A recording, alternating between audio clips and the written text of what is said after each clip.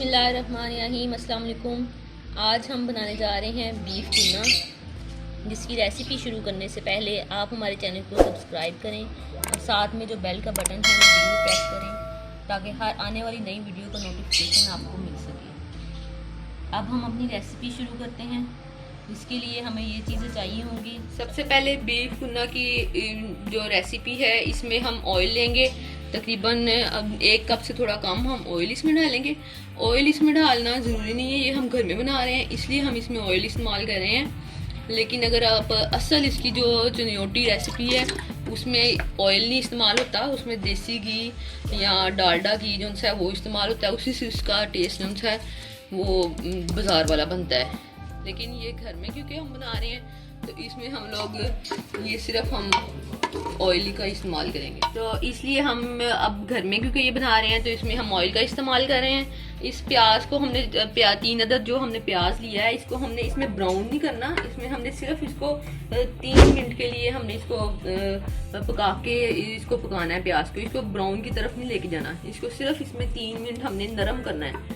इसके बाद हम बताते हैं क्या करना है। ये देखें, ये हमने प्याज जो सा है ये हमने ब्राउन नहीं किया, हमने इस तरह इसको नरम सा कर लिया है तकरीबन 3 मिनट पकाने के बाद। अब हम इसमें जो हमारे पास बीफ है वो ले लेते हैं। बीफ की हमने इस तरह बोटियाँ जो सी हैं वो बड़ी बड़ी सी ली हैं। छोटी कुन्ने में छोटी बोटी नहीं इस्तेमाल होती, बड़ी बड़ी बोटी इस्तेमाल होती है। ये देखें, इससे भी अगर आप बड़ी बोटी लेना चाहते हैं तो वो ले सकते हैं, लेकिन छोटी ना हो। ये हम इसमें डाल लेंगे। हमने 3 मिनट प्याज जो है वो इसमें नरम किया है। अब 3 मिनट ही हम इसमें गोश्त जो है वो इसका कलर चेंज होने तक, थोड़ा सा कलर चेंज होगा तो वो हम तब तक इसको पकाएंगे। इसमें भूनना नहीं है, बस इसका हल्का सा कलर जो है वो चेंज करना है। ये हमने तकरीबन 1.25 किलो के करीब ये गोश्त लिया है। ये अभी हम कलर चेंज होता है आपको दिखाते हैं, इसको हिला लेते हैं। 3 मिनट इसको हम इसमें पकाने के बाद भूनना नहीं है, हमने इसमें पकाना है। इसका सिर्फ कलर चेंज होगा तो इसके बाद हम ये देखिए इसका कलर चेंज हो चुका है गोश्त का। तो हम इसमें अब लहसुन अदरक का जो पेस्ट हमने बना के रखा है वो डाल देते हैं। ये देखिए, ये लहसुन अदरक का पेस्ट हमने शामिल कर लिया। अब इसको हम मज़ीद 2 मिनट के लिए और पका लेते हैं। तकरीबन 2 मिनट लहसुन अदरक का जो पेस्ट है वो हमने डाल के इसमें इसको पका लिया है। अब उसके बाद हमने इसमें जो सुरख मिर्च और धनिया जो होता है, खुश्क धनिया वो और हल्दी ये लेनी है। 2 चम्मच जो है वो सुरख मिर्च के हैं और 1 चम्मच जो है वो सूखा धनिया जो है पिसा हुआ वो है, और तकरीबन 1.5 चम्मच जो है वो हल्दी के हमने लिए हैं, वो इसमें शामिल कर लेने हैं। और इसके बाद 1 चम्मच हम नमक इसमें शामिल करेंगे। नमक हम इसमें बाद में भी शामिल करेंगे, जब पक जाएगी उसके बाद हम इसमें नमक शामिल कर लेंगे अपने टेस्ट के हिसाब से। वो आप नमक जो है वो कम ज़्यादा कर सकते हैं। इसमें नमक मिर्च और हल्दी और सूखा धनिया डाल के इसको पकाते हुए तकरीबन 2 मिनट हो गए हैं। अब हम इसमें 2 अदद दालचीनी के पीस, 4 अदद लौंग, 2 अदद बड़ी इलायची, 15 दाने जो हैं वो काली मिर्च के, और 6 से 7 सब्ज़ इलायची जो छोटी है वो हम इसमें शामिल कर लेते हैं। और इसको मज़ीद 2 मिनट के लिए हम इसको फिर इसमें पका लेते हैं। अब मसाला जो सा गरम हमने डाला है वो डाल के पकाते हुए 2 मिनट हो चुके हैं। अब हम इसमें जो इसकी पानी डालने की ये तरीका है कि अगर हमारे पास 1 किलो गोश्त है तो हम इसमें 1 किलो ही पानी शामिल करेंगे। हमारे पास क्योंकि 1.25 किलो के करीब गोश्त था तो हम इसमें 1.25 किलो पानी डाल के इसको तकरीबन 1.5 घंटे के लिए इसको ढक के इसको पका लेते हैं। ये 1.25 किलो हमने इसमें पानी डाल दिया। अब हम इसको 1.5 घंटे के बाद देखते हैं ये कैसी बनती है। ये तकरीबन ढक के पकाते हुए इसको 2 घंटे हो चुके हैं। ये गोश्त पे डिपेंड करता है। अब हम इसको देखते हैं। ये देखें,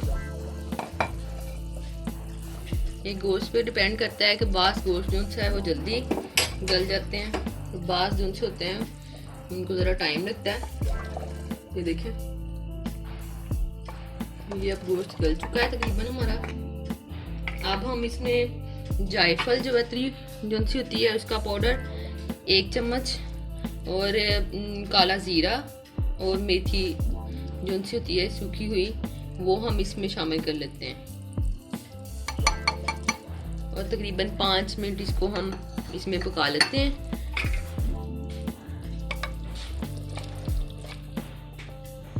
अब हमने इसको मेथी और ज़ीरा वगैरह डाल के इसको 5 मिनट के लिए हमने इसको पका लिया था। अब हमने इसमें पानी में आटा, जो फाइन आटा होता है वो लिया है, हमने पानी में डाल के इसको अच्छी तरह मिक्स कर लिया है, और हमने थोड़ा थोड़ा करके इसमें इसको शामिल करना है। ये देखें, इस तरह डाल के इसको हिलाते जाएंगे और साथ में थोड़ा थोड़ा इसको इसमें डालते जाएंगे। हमने मैदा नहीं इसमें शामिल करना, हमने इसमें कॉर्नफ्लोर नहीं शामिल करना, हमने इसमें फाइन आटा शामिल करना है।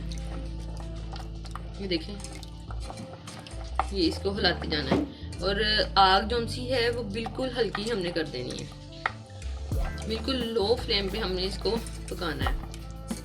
तकरीबन 20 मिनट के लिए हमने इसको पकाना है। ये भी हमारे पास पड़ा हुआ है, तो थोड़ा थोड़ा करके डालना है, उसको डालना है।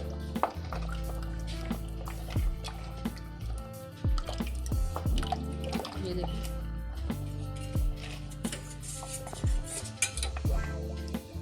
ये अब इसमें सारा हमने शामिल कर दिया है। अब हमने इसको ढक के, तो फिर हमने 20 मिनट के लिए इसको फिर हमने इसको पकाना है बिल्कुल हल्की आंच पे। अब 20 मिनट इसको हल्की आंच पे ढक के पकाते हुए हो चुके हैं। अब इसमें हम गरम मसाला डाल लेंगे। 2 चम्मच हमने गरम मसाले के इसमें शामिल करने हैं।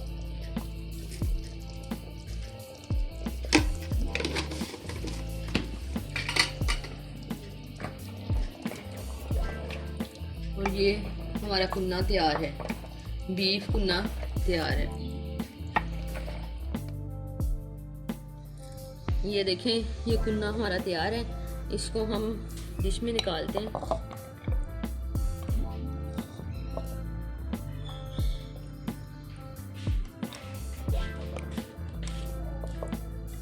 ये असल कुन्ना जो सा होता है उसमें इसके ऊपर गार्निश के लिए कुछ भी नहीं जाता, ऐसी पेश होता है।